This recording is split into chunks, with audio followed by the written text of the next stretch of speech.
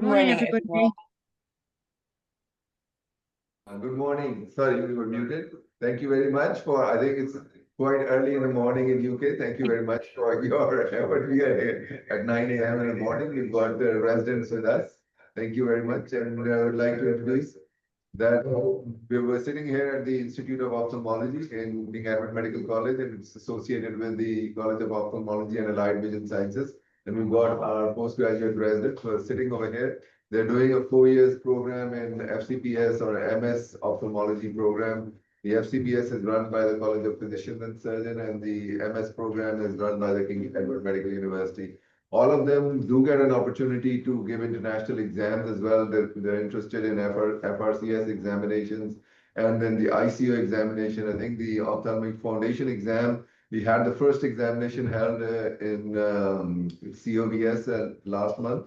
I think that went very well, and we're very interested in holding this further exams. So that's why we started off this discussion with you so that we can promote this. So I think the main problem is to get these residents to understand that this is the program which is there, and then that it is you're initially in the building phase, and definitely it will be same as the ICO exam, getting sort of concessions from the Royal Colleges for getting their final exam as well, which is important to them for their certification over here. Over to you. Thank you. Thank you for that. It's lovely to see you, Professor Moyne, and everyone. Great. I hope you're having a lovely morning so far. Just as a quick overview of who the Ophthalmology Foundation is, we've been in operation for the past 5 years now, and we run several programs in education, fellowships, and then more recently this examinations initiative that we're here to speak to you about today. The Ophthalmology Foundation is very much an international organization. So we have a board of directors, and then with our examinations, we have an exam-specific committee that is global as well. So my name is Rosie, and I am an examinations contractor here at the Ophthalmology Foundation. Nicola, if you'd like to introduce yourself, please. Yeah, hi, I'm Nicola Quilter. I'm the exams director for the Ophthalmology Foundation. And some of you may recognise me as I was the exams director for the ICO over a 12-year period. And then Vicky, if you just want to introduce yourself too, please. Hello, my name is Vicky. I'm an exam administrator for the Ophthalmology Foundation.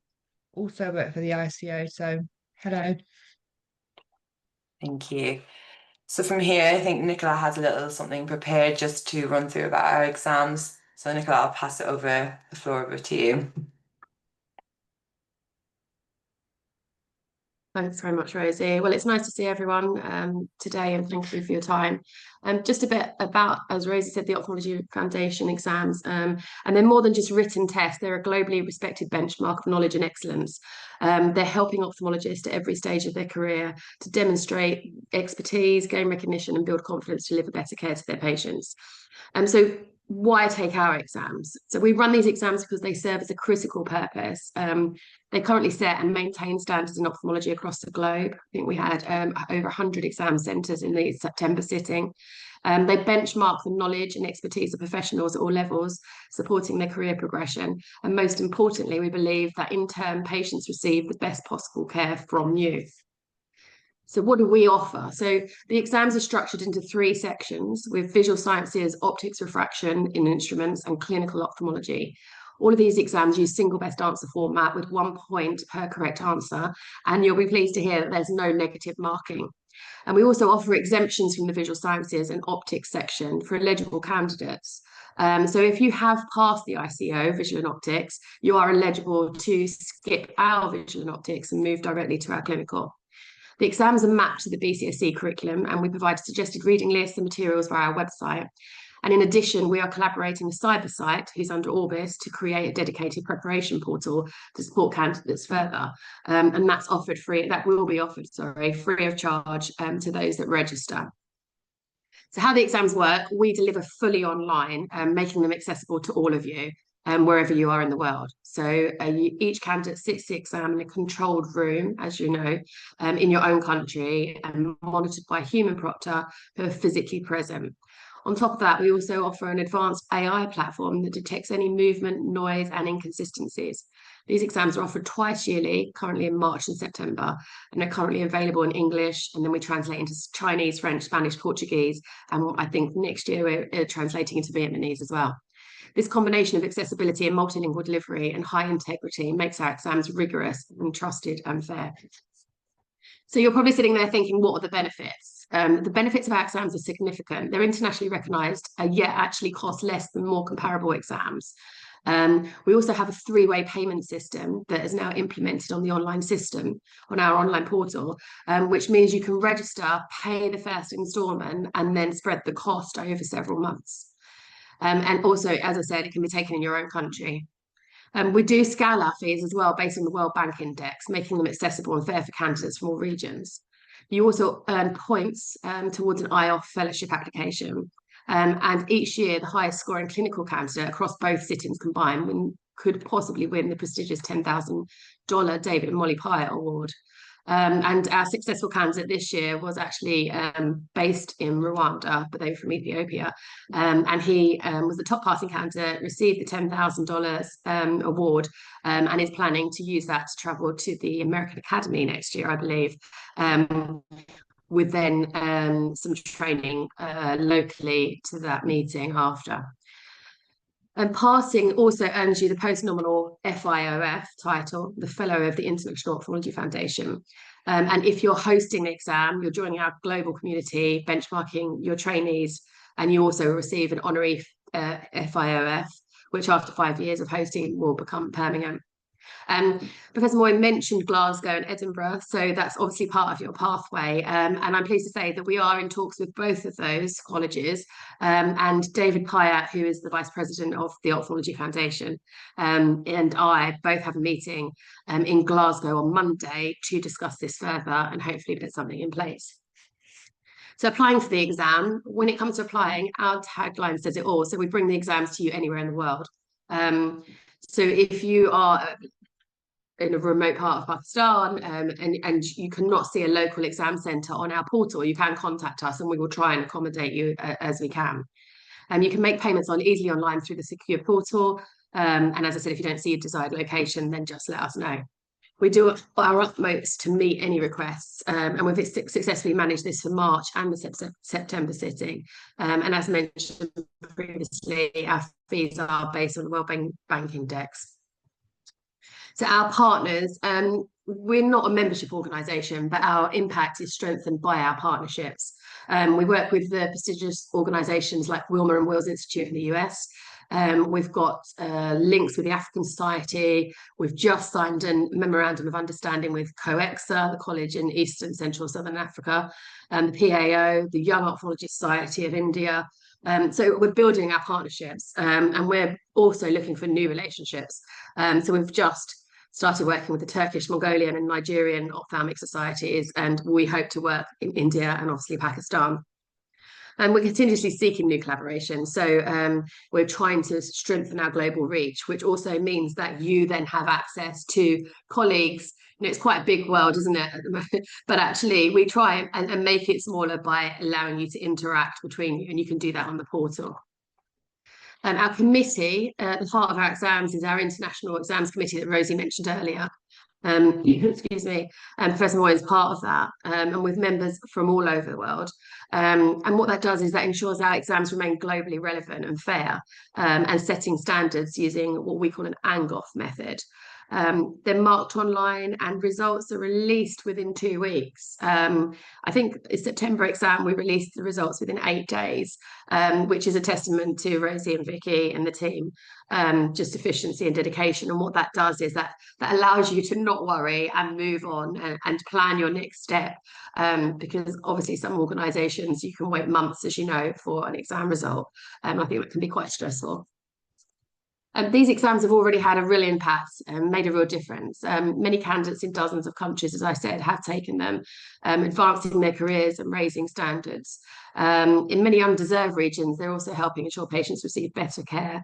And we've had, I've had the pleasure of meeting a few candidates in America recently at the AAO meeting, and one said passing the exam has opened doors for them. And I think what that meant was that they actually then were able to apply for an Ophthalmology Foundation IOF fellowship, because, as I said, the exams give points and opportunity in that direction. And we're always looking ahead, and I think that's what you need to do as a new young organisation. And we have ambitious plans. We aim to reduce the cost of the exams further as we continue to grow, add more partners globally, increase access to underserved regions, and expand our offering with additional fellowships, and also, excitingly, subspecialty exam. So we're starting to run subspecialty exams from September in retina and glaucoma. I think it's important that we listen to our candidates and colleagues. So if you do have feedback, ideas, you'd like to be part of a team, question writing, then let us know, because your help continues, allows us to continue and evolve and improve. I suppose I'd like to summarise, the Ophthalmology Foundation exams are the heart of what we do at the moment and what we stand for. And we're upholding the highest standard in ophthalmology. And hopefully you will move through our process. We're very much a family. Once you take on one exam, then we like to see you through the process. And every candidate who takes our exams become part of our global community, committed to eye care. So we're proud of the exams. They are relatively new, and I know there's a history with, you know, trainees taking other exams that have been around for a long time. But these, we're determined to make these even more accessible, more relevant and impactful in the years ahead. So thank you for your time and listening to me today. If you have any questions, then please let us know. Thank you very much for that, Nicola.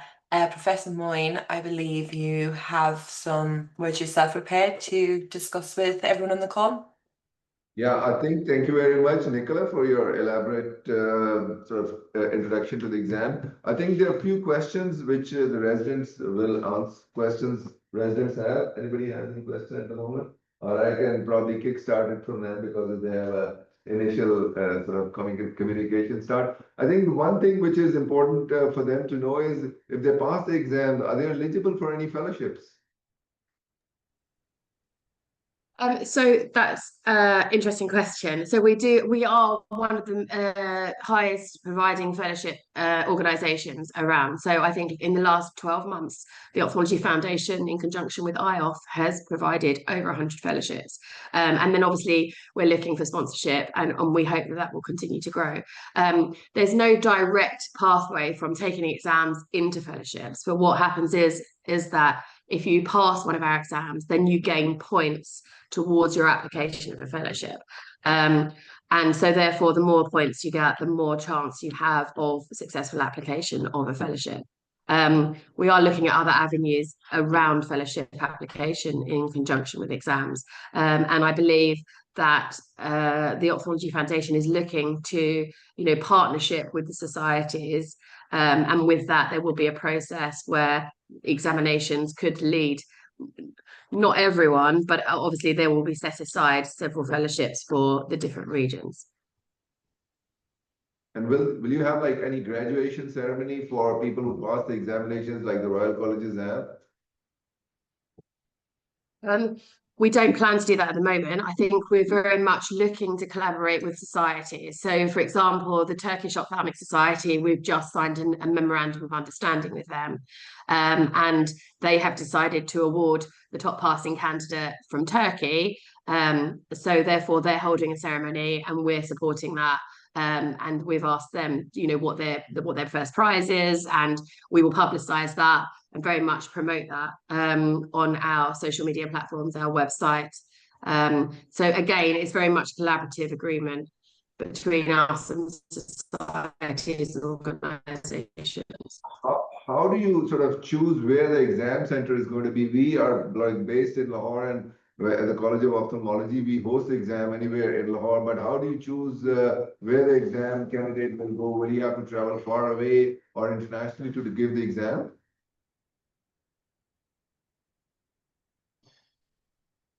World Bank Index, we go by, we reduce costs.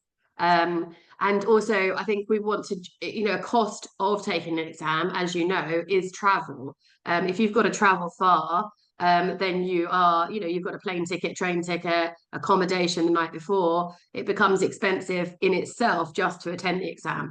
So our aim is to kind of reach you as such. So if we're looking to have exam centres in all the main cities in each country, but then again, if someone is very remote, then obviously we will work with the society and other organisations. If we work with the exam centre in Lahore to maybe facilitate some that are on further out from the main cities. And how often are your exams going to be held, and what is the difficulty level of your examinations which you get compared to other examinations that you've been involved with ICO as well? What do you think people think about the exam?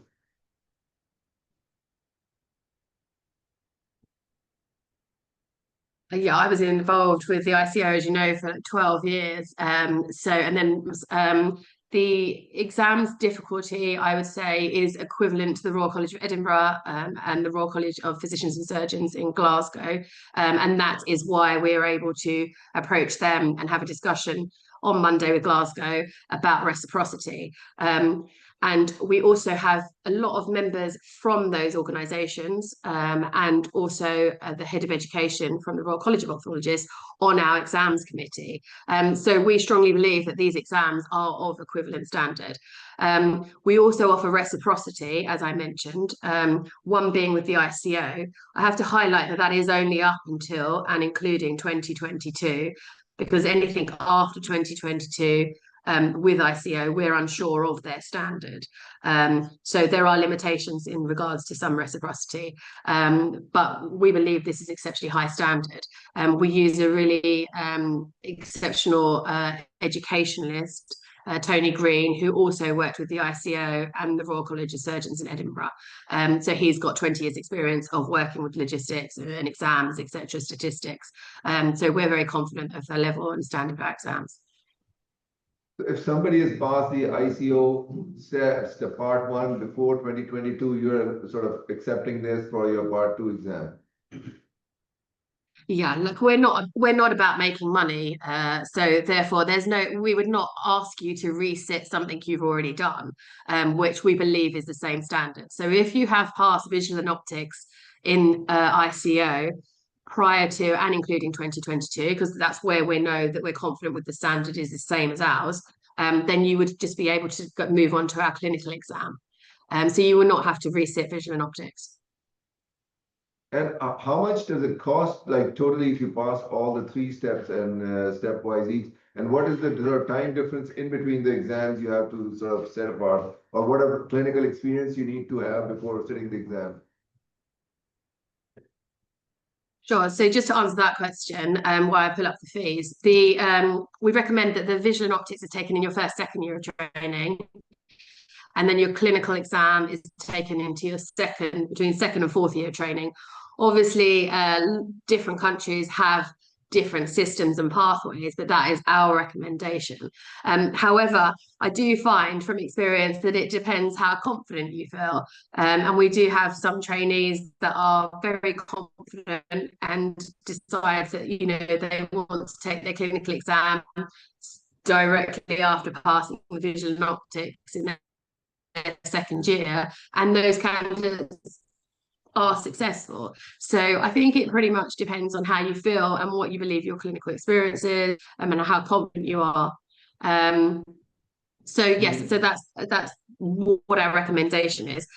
Candidates do choose all 3 within one day, but as you know that 8 hours mission and can be a little stressful. Do run twice a year. So if you're successful in the March-September exam, you have 6 months to wait, actually either retake or move on to the next one. Most candidates actually sit visual and optics within the same day. And then to the fees, to discuss, pull that up for you. So the visual sciences is $250 US. The optics and refraction is $170.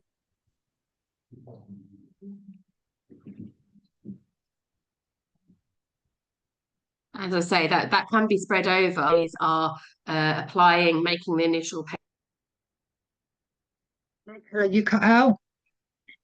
payment, which is a third of the amount, and then in a month's time, you get notified. Sorry? Your signal cut out as you were saying the visual cost.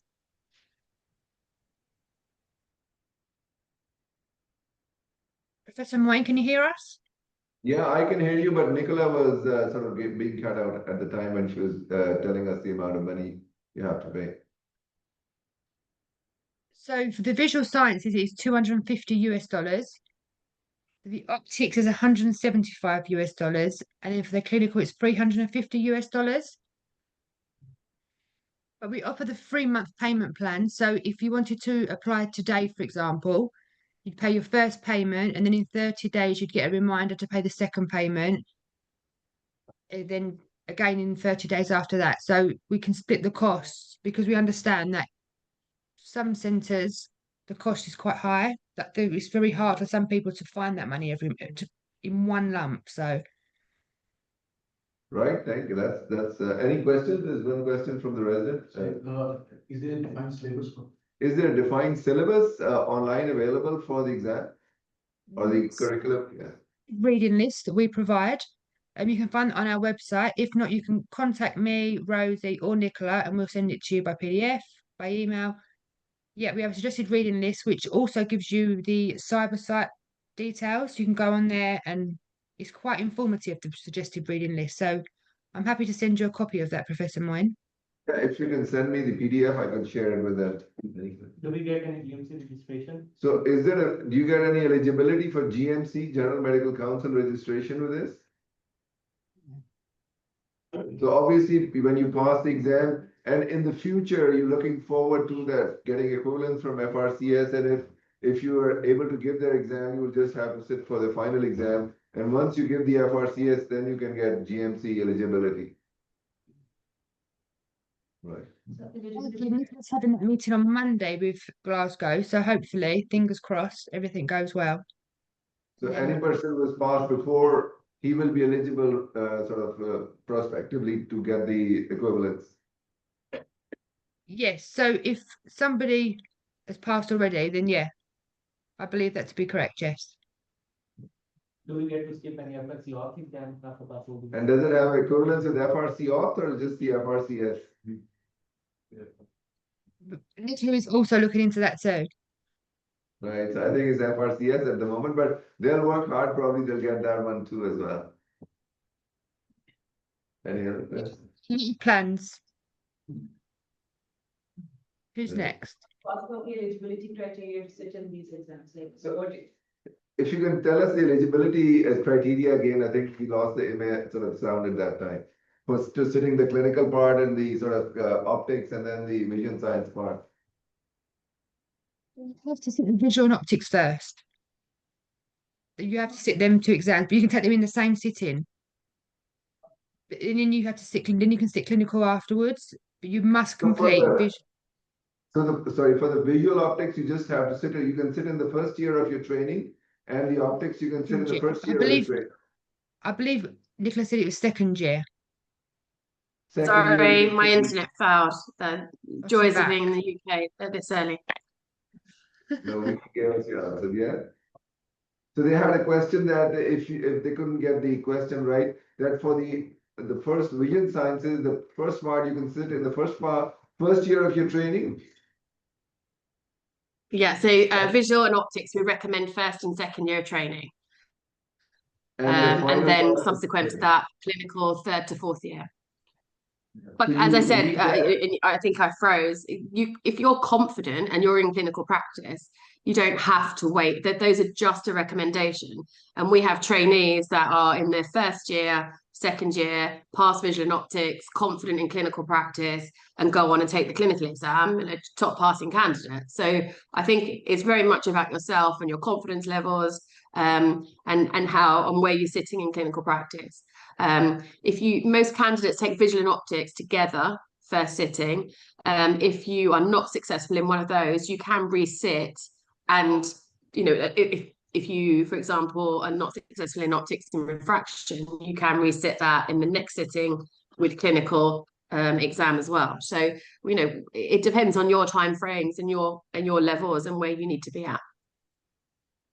But you can, as you're saying, that you can sit the exam, all three of them, and the first year as well, if you think you're clinically competent.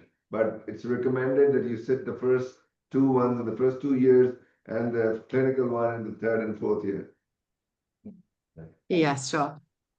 I mean, as I say, I've got experience with the ICO. I've had candidates who are very confident, and then are surprised that they haven't been successful. And then I have seen candidates that are not very confident, but take it and get an excellent score. So I think it depends on the individual, but our recommendation is, and it's pretty much like the ICO was, that if you take your visual and optics in your first, second year, clinical practice, move on to the clinical exam. Bless you. You've got, Vicky was saying that you've got your sort of syllabus for the contents defined, like the ICO had and a curriculum developed as well. Are you working on that thing as well, or are you just having the syllabus course content at the moment? Yeah, we're working on the syllabus. Our questions are mapped to the BCSE. So any question writer is looking at BCSE and mapping the question to that. So and then we're not saying you need to go out and buy the BCSE because it's expensive, but we also then offer a suggested reading list, which has suggested reading material, free access websites.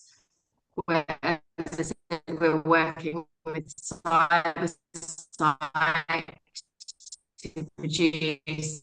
I think the offering will be, not yet, but in the next 12 months, 250 questions online that are useful. I think there'll be a confidence indicator in there. You know, how certain are you that you've got that question correct? Exciting project that we're working on at the moment. So, but our questions are mapped to the BCSE.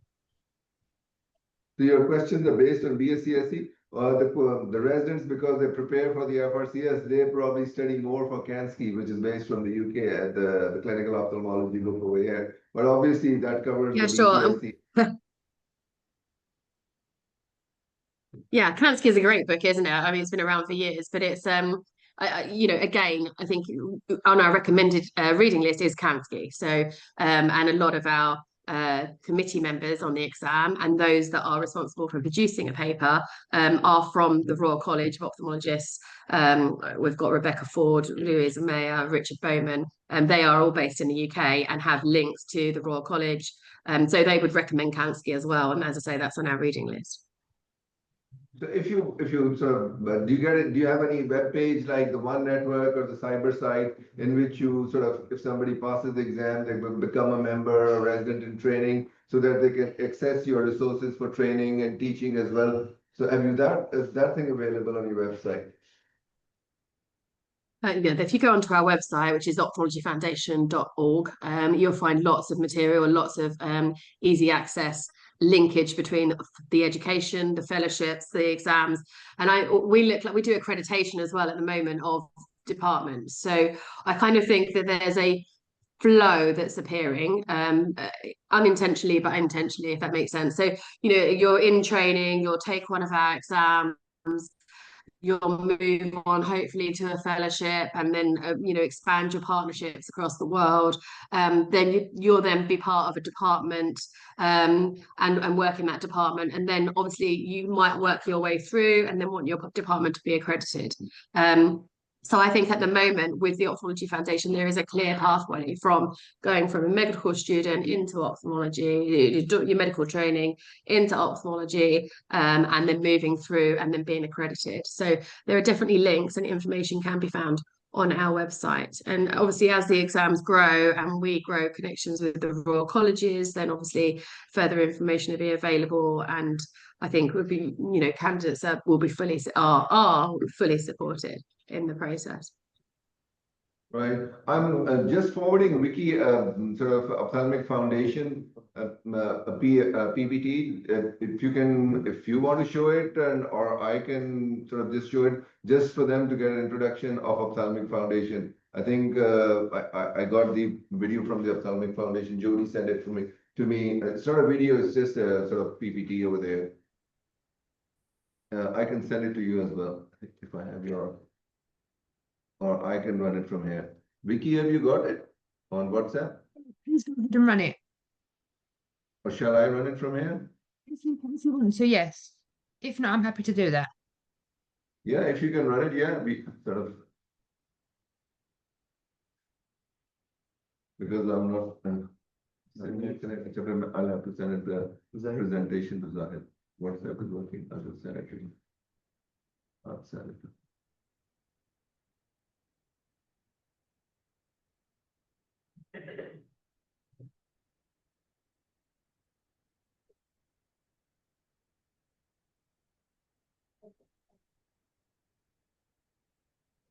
Any questions? No, Ophthalmic Foundation is there. Number of attempts. Number of, Nicola, are there any number of attempts they're worried about that? Is there a limited amount of attempts they can take?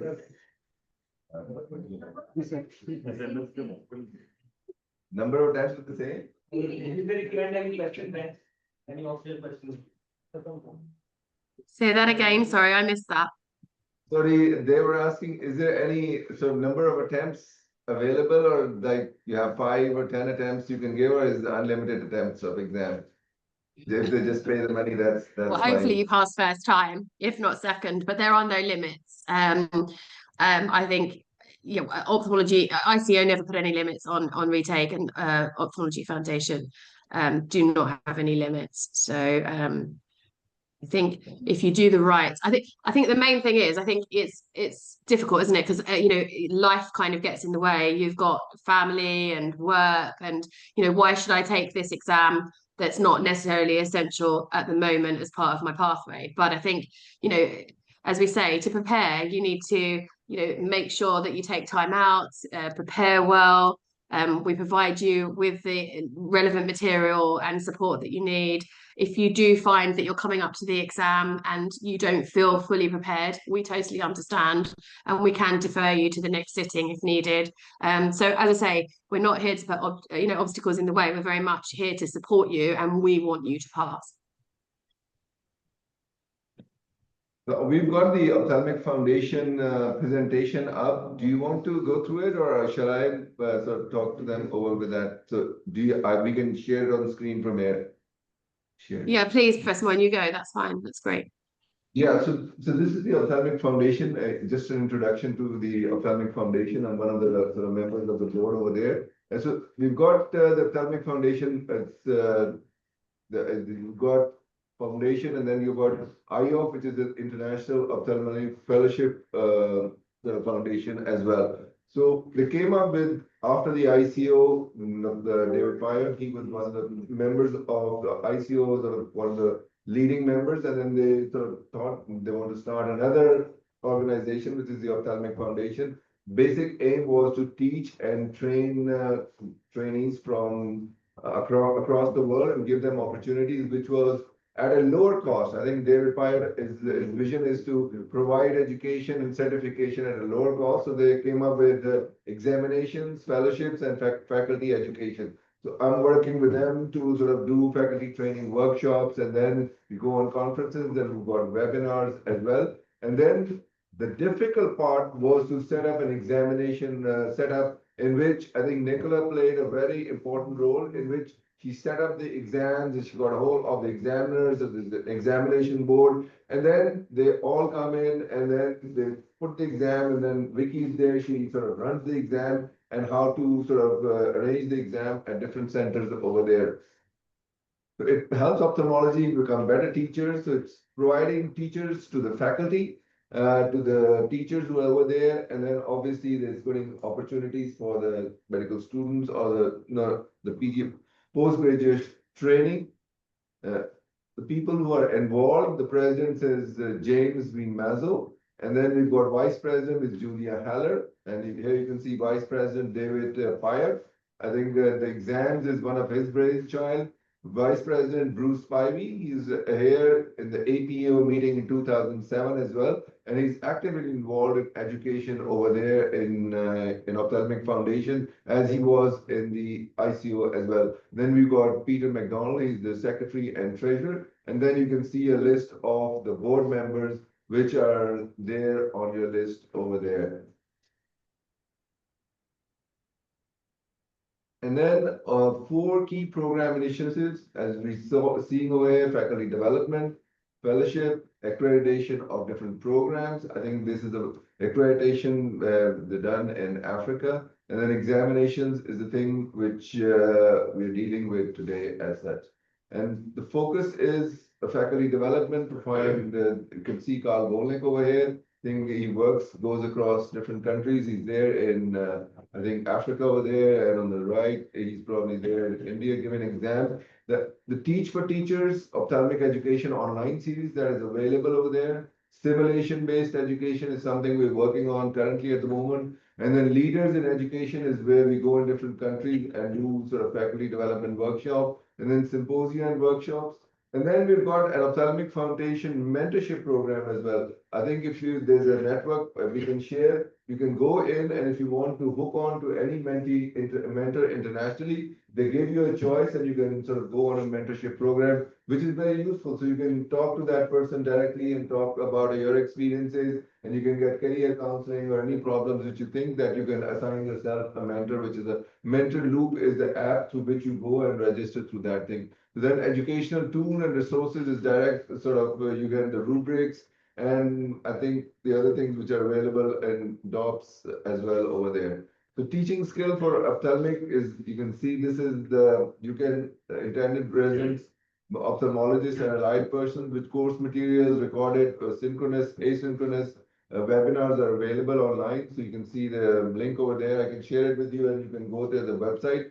Even if you write Ophthalmic Foundation, you'll get everything over there. So these are the things which are available over there: accreditation, CPD, principle of good assessment tool, managing challenging students, introduction to faculty development. So there's a huge list of things which are available. Some of them you subscribe to the YouTube channel as well. Here you can see the channel over there, and gives you an understanding of what an Ophthalmic Foundation is. It's slowly growing. I think it's going to be a very big organization, and I think it'll be a better part if you become a part of it by giving their exams and becoming a team member of this. And then you got one-to-one mentoring program, which I told you about. That's the leadership development, share and gain knowledge and skills, career development, and getting introduced to new ideas. So you can get your mentor assigned, and then you can go over there. So this is the CPD group. This is for people who have passed their exams and then their continuous professional development. Then simulation based for thematic papers and good practice in simulation, creating a supportive and safe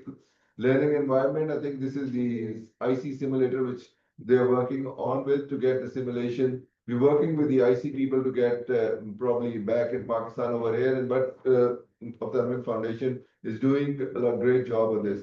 Here you can see the internationally standardized online examination which ICO is bringing, or the Ophthalmic Foundation is bringing.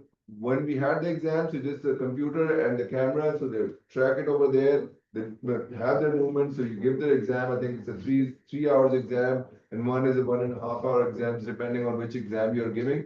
And then twice a year, and the next date is registration is 25th March, exam closes 31st January. So September examination registers opening in 26. So then I think 2 months before they close the date for the exam. So, but you have to go to a center. You cannot take it at your home, the examination. And the examination, as we discussed, these are the 120 best single questions for 3 hours. This is the visual sciences. The optics, refraction, and instruments is 60 best answer questions. That is 1.5 hour, and then clinical ophthalmology, which is 160 single best answer questions, which is 4 hours. I think these are the questions which you take, and they are offering at a significantly affordable rate over there. And they also have a sort of paying plans as well. And this is the International Residency Program accreditation, where the Ophthalmic Foundation goes in and sees the Ophthalmic Foundation if the residency program is according to international criteria as designed by Ophthalmic Foundation. I think we'll work on to develop and see if we can get the accreditation for this over here at the Institute of Ophthalmology as well. And then special intake, this is the fellowships for young ophthalmologists, partnership with International Ophthalmic Fellowships as well. 3 months IOF subspecialty fellowship and 1 year IOF retina research Helmich International Fellowship for candidates from low resource and underserved countries, about approximately 93 months and 3 1-year fellowships per year. I think this is a great opportunity. Here you can see this is a lady working with on the retinoblastoma, and this person, I don't remember. This is you can subscribe to the new newsletter, which gives you updates, and visit for more information for the Ophthalmic Foundation. I think that's it for introduction. Vicky, any other questions from the house before we go forward and sort of wind up stuff? So we're going to talk about like, can you work as a consultant?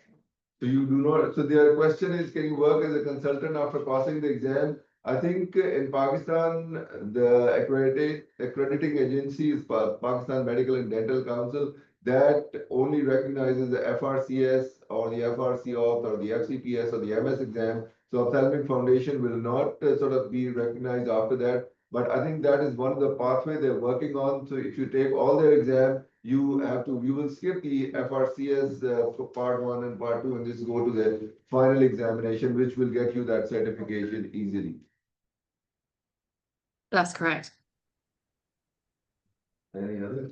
So what's the criteria of securing these sponsored fellowships? So what is the criteria of securing the sponsored fellowship? You probably go online through your website and go take it from there. And first you have to pass the Yeah, exam. sure. So if you go on, if you go onto the Ophthalmology Foundation website, there will be details on there, and then application process. I think the application process, it opens twice a year. And I don't work in fellowship, so it's Cordula Overmeyer. But what I would say is go through the form and make sure you have everything you need before you submit for anything.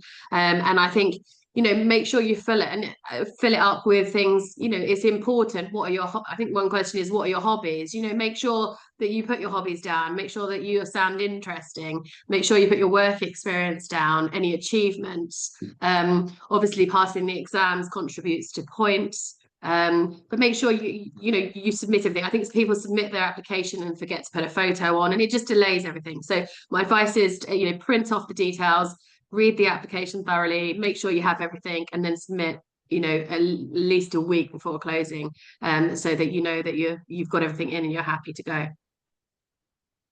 And are you coming up with examination for subspecialties as well, like retina fellowship exam, or at the moment, or are you just offering just the ophthalmology as a comprehensive specialty?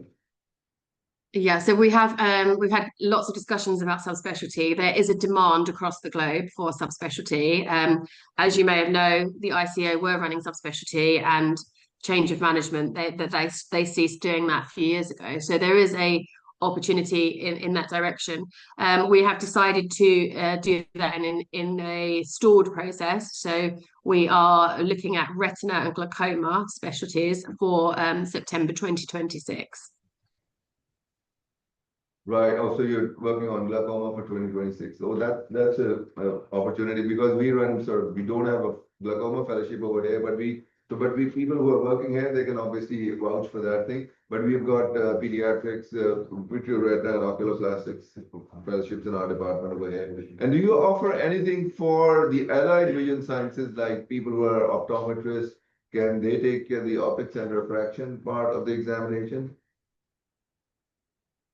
That's a really good question, and I think it's a lot of discussion about that. And obviously, allied health professionals we want to support. I think we're not going down that avenue at the moment. I think if there was deemed to be a need in certain areas, that's something we may look at in the future. But I think in some countries, maybe not in Pakistan, some countries there is a reluctance for optometrists or orthoptists to take these exams, and these are only deemed for doctors. So I think at the moment that it will stay that way, and until there is a demand of further discussion, but it's always something we can look at. Yeah, I think the FRC ops, probably they let people take the optics and refraction part for the for the optometrist as well, because we run a 4-year bachelor BSc program for optometrists, ophthalmic for optometrists and orthoptists and investigative ophthalmologists over here. I mean technicians.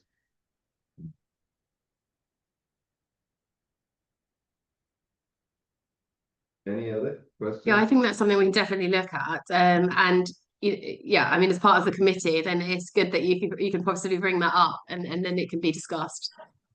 Yeah, that just came up to my mind while we were discussing that thing, so I'll just bring it up in the next meeting when we have.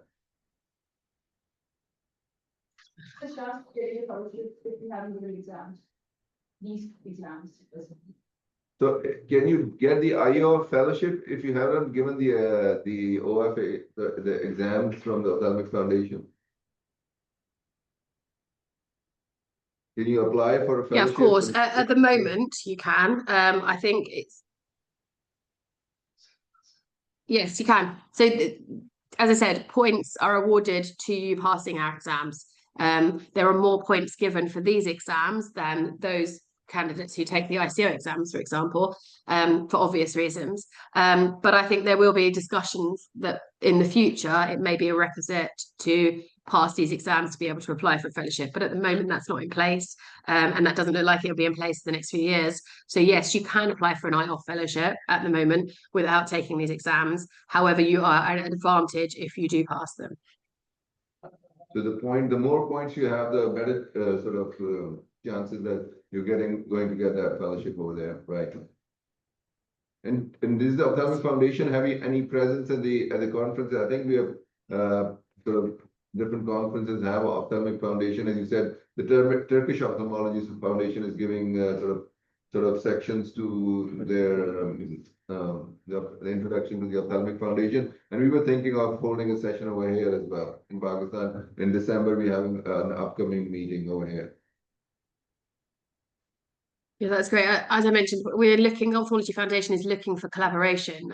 We're not a member society organisation, but we believe in joint collaboration and supporting each other. So ideally, it'd be nice to be able to work with the society in Pakistan, for example, a collaborative agreement where we promote each other's organisations and support trainees in their ophthalmic education. And as I say, we've done that with the Turkish, Nigerian, Mongolian. I think we're in in-depth discussions with Egypt. I think India will come on board at some point. So for us, it's really exciting, and it's very much a collaborative organisation, which also means that those that we collaborate will be able to collaborate together and brings us all closer together to the same aim, really. Right, thank you very much. I think with no more questions, any sort of comments from you or Vicky or Rosie, anything? And it's excellent. I just want to say thank you, Professor Moyne, for organising this webinar in your institute, and thank you for all those of you that attended and listened. We're here to help. If you've got any questions, you can find our details on the website, or we have WhatsApp numbers as well. I know lots of people communicate via WhatsApp, Instagram, so please feel free to reach out, and we're here to help. And if you have a recording, if you can put it on YouTube or anything, we can share with our groups over here in Pakistan as well. Yes, Excellent, this will be that'd be great. uploaded to our Thank you. YouTube, and I'll pass it over to you, Professor Moyne, once we have it all up online and everything. I'll get that link over to you.